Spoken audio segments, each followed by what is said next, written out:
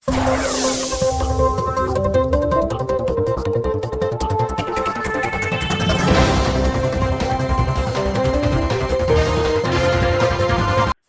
Report Murtaza Panwar Mehar bypass से फकीर मोहम्मद मुराद डेपर यादगार कमेटी मेहड़ पारा मरहूम फकीर मोहम्मद मुराद डेपर की याद में गादी नशीन शबीर अहमद डेपर, रोशन डेपर, हाकिम डेपर, मास्टर बशीर डेपर और गुलाब खोसो, साहबी अली गुल खोसो, गुलाम हैदर बिरहमानी, हाकिम बिरहमानी, फजल खोसो तरफा मेलो लगरायो वियो, जंहिंजी इब्तिदा डेपर बिरादरी के सरदार कमाल खान डेपर कयो ऐं मलाखड़ी में मेहमान ख़ुसूसी तौर शिरकत कई।